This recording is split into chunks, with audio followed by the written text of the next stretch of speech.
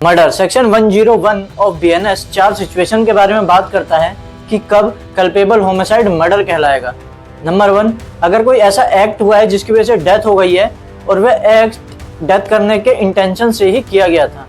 Second, अगर कोई ऐसा एक्ट किया गया है जिसकी वजह से डेथ हो गई है लेकिन जिस पर्सन ने वह एक्ट किया था उसने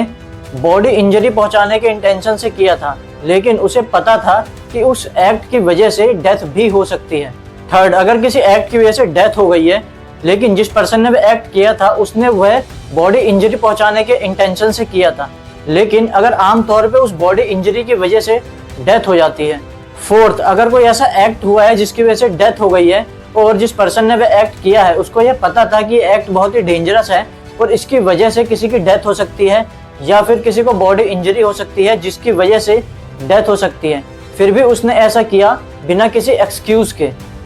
एक्सेप्शन 1, कल्पेबल होमिसाइड मर्डर नहीं कहलाएगा अगर ऑफेंडर ने अपना आपा खो दिया था ग्रेव और सडन प्रोवोकेशन की वजह से, यानी कि उसको एकदम से बहुत ही ज्यादा गुस्सा दिलाया गया था जिसकी वजह से उसने गुस्से दिलाने वाले पर्सन की डेथ कर दी या फिर किसी और पर्सन की डेथ कर दी एक्सीडेंट से या फिर मिस्टेक से। इस एक्सेप्शन के अकॉर्डिंग प्रोवोकेशन वो नहीं होगा अगर ऑफेंडर उसके लिए खुद ही लायबल होगा या फिर किसी लॉ को फॉलो करते टाइम उसको प्रोवोकेशन हुआ या फिर अगर कोई पब्लिक सर्वेंट है वो अपनी ड्यूटी कर रहा था उसकी वजह से उसको प्रोवोकेशन हुआ या फिर कोई पर्सन था जो अपना प्राइवेट डिफेंस कर रहा था उसकी वजह से उसको प्रोवोकेशन हुआ। एक्सेप्शन 2, कल्पेबल होमिसाइड मर्डर नहीं कहलाएगा अगर किसी पर्सन ने गुड फेथ में बिना प्लानिंग के और बिना इंटेंशन के राइट टू प्राइवेट डिफेंस का इस्तेमाल किया लेकिन उसने जरूरत से ज्यादा पावर का इस्तेमाल कर दिया जिसकी वजह से उस पर्सन की डेथ हो गई जिससे वह अपने आप को बचा रहा था।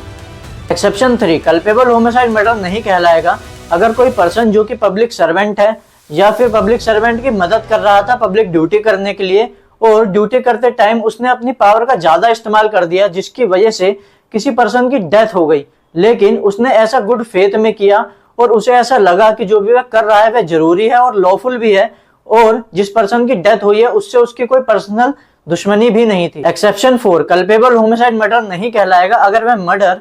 बिना किसी प्लानिंग के एकदम से लड़ाई की वजह से जोश जोश में हुआ और जो ऑफेंडर था उसने इस लड़ाई का गलत फायदा भी नहीं उठाया और ना ही क्रूअल या फिर अनयूजुअल मैनर में एक्ट किया। एक्सेप्शन 5, कल्पेबल होमिसाइड मर्डर नहीं कहलाएगा अगर जिस पर्सन की डेथ हुई है वह 18 साल से ऊपर था और उसने इस डेथ का रिस्क अपनी मर्जी से ही उठाया था। Follow me for more such legal knowledge.